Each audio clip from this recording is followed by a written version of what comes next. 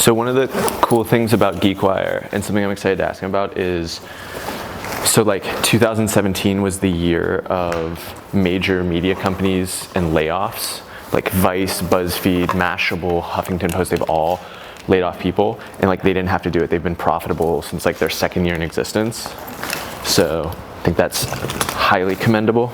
Will you take part in my life, my love? That is my dream. I just got a dream. It's what you make it. I already think I know the title of this episode, which is Starting a Company Isn't Sexy. It's Sunday. I like probably don't know anyone else who's actually working right now. It's Sunday afternoon, but we're in Lawrenceville, going to interview the co-founder of Geekwire. We're going to do a podcast interview, and then he's going to interview me. And the way this came about is all just completely unsexy stuff. Geekwire announced that they were doing an HQ2 in Pittsburgh.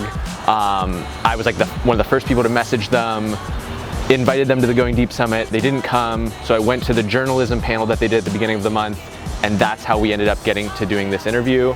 And it's just like the unsexy grind of entrepreneurship. Yeah, honestly. I know my family's like, they all went to my brother's tennis match in New York, and I'm like, this is just the grind. That's what makes it worth it, though. Yeah, exactly. I just got a dream.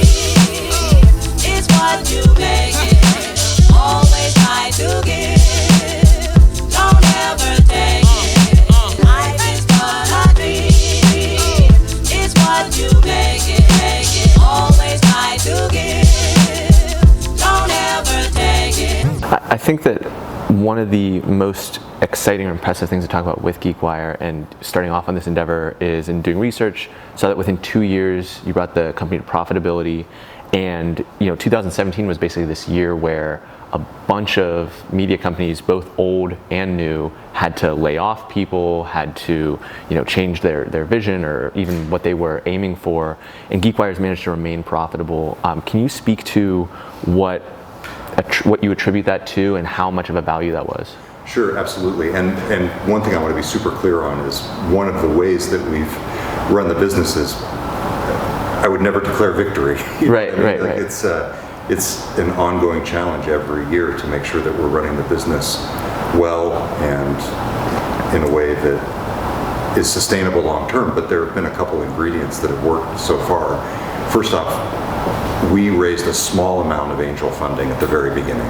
Our joke was it was just enough for John and me to run the company into the ground for a year.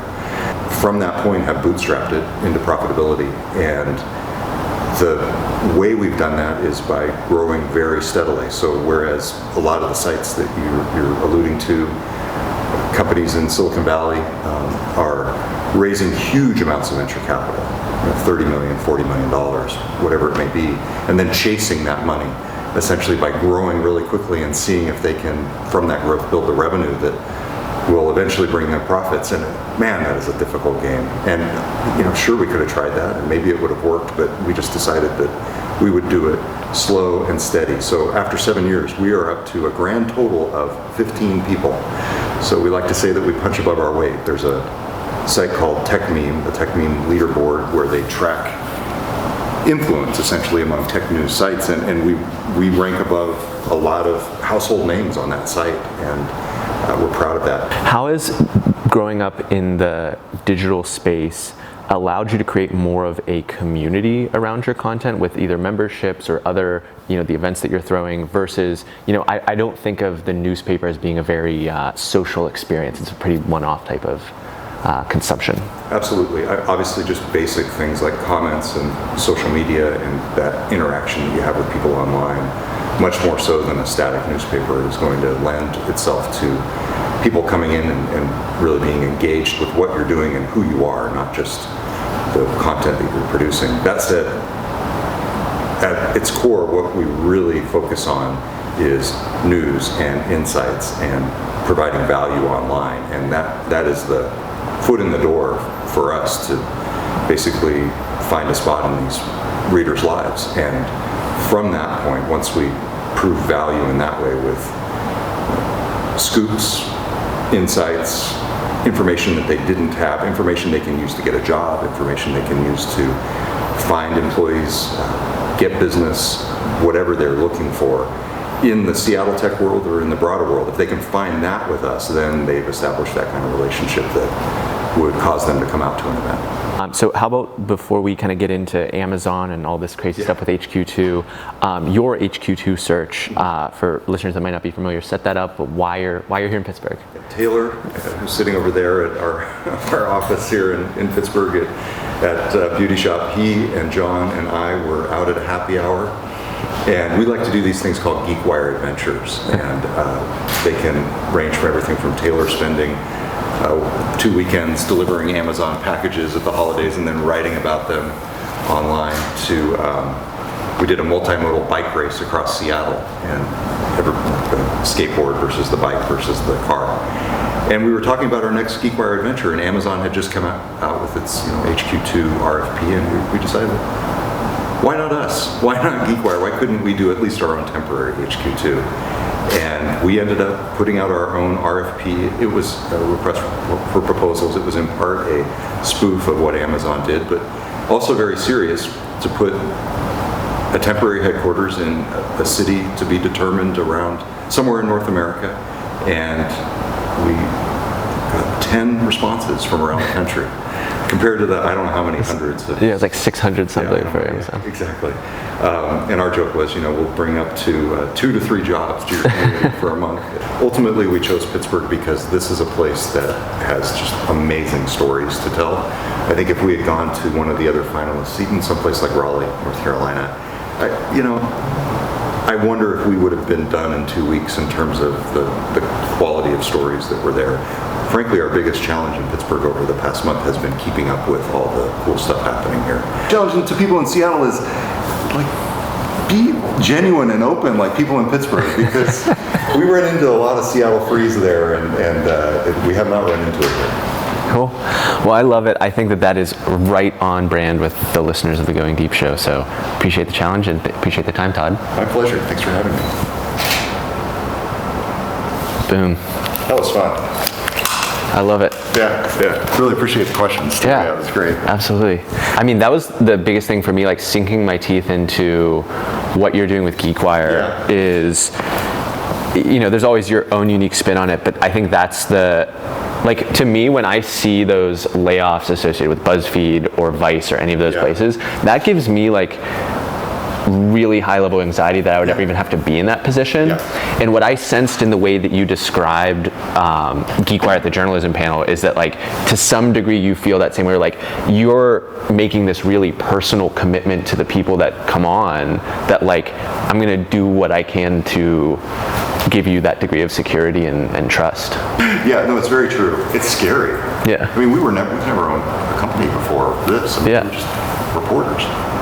You need a good team, and not only internally, but the accountants and the lawyers and the investor, and it's. You can have fun too. Yeah. John always says if you don't have fun, why are you doing it? That is a good point. Yeah. And John's good at that.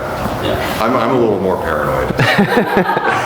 Can I ask you maybe one more, just kind of your perspective from a media standpoint? So what we're doing with our company is called Piper Creative.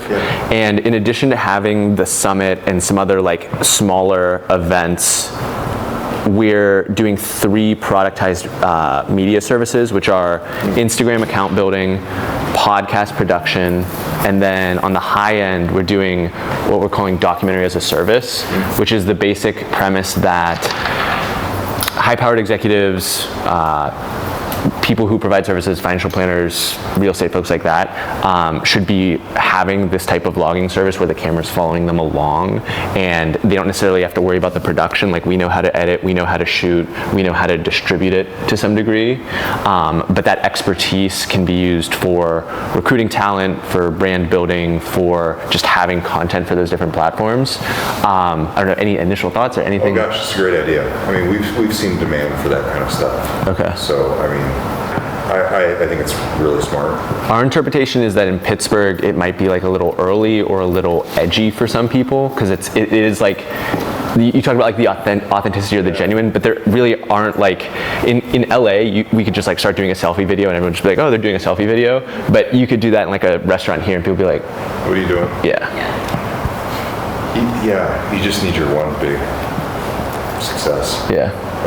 And maybe you yourself are your first customer. Well, that's how we're kind of proving the model is if, what everyone said with the summit, I did a ton of Facebook advertising, and I'd run into people and be like, you're all over my news feed, which is like, so I'm effectively marketing in this small little window. If in the same way we can get people saying that, like, get that word of mouth that like he seems to be everywhere, and it's like, well, you need that. Yeah. Good luck. Thank you. Thanks for taking the time. Really appreciate it. That was fun. Thanks, man. Yeah. So we'll go up as like the third episode. Can we take a picture? 100%. Oh, I have something else for you. I actually forgot something else I'm supposed to give you. No. Yeah. In front of the camera as well. Okay. At times. So. Oh, sorry, Taylor. So before we take this Oh my picture, gosh. have you heard about the pink socks at all? No. The premise here is I got my pair at Thrival, and it actually starts with a guy in Portland named Nick Adkins. Yeah. And the whole idea behind this is the power of gifting and the power of wearing funky socks like this is at some point in the future you're going to be wearing them, and someone is going to say, hey, those are some crazy socks, or just some random stranger interaction, and that's your little reminder, your little totem. And then I talk about you. No. It's not about that whatsoever. It's your little reminder of the common humanity in everyone, and that's your time to either look down from your phone or to not worry so much about Geekwire and just connect with somebody. Thank you so much. You know what I'm going to say?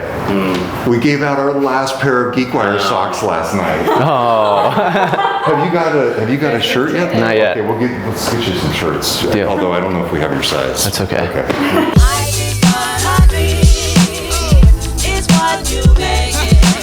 Always try to give, don't ever take it. I is what I dream, is what you make it. Always try to give, don't ever take it. The outro is that there's nothing sexy about startup grind, about entrepreneur life. It's, being here on a Sunday, even his story of like not having massive offices, not fundraising huge amounts, it's not sexy. Let's talk about what's not going to be sexy about the rest of the day after we turn the cameras off. So I'm going to go home. I'm going to build 2 new pages of the website. We just got confirmation that our Instagram seminar is going to be April 12th. 412 Day. 412 Day. National Pittsburgh Day. We're making it a thing. 412 Day is Pittsburgh Day. I have to like create the Eventbrite page for that and get images, so that's gonna not be fun whatsoever. Right. A little bit of fun, but a lot of work on a Sunday. What are you doing that's not sexy? I have to, once I show you the vlogs, I'm assuming that I'll have to make adjustments with the first 2, so I'm leaving in time for that, but I'll have to finish editing vlog 3, get the intro, like cut that together for our channel, and then edit vlog number 4 so it's ready to go like day after launch day. So it's just, I'm gonna be sitting in front of my computer for the next 12 hours. Yeah. And it's a grind. It's like this balance of not sexy, but it's fun and it's exciting because it's tied to something that we're really into. We're just starting. So this is like the beginning of something huge. So mark your calendars for April 12th. Yes. I is what I dream, is what you make it.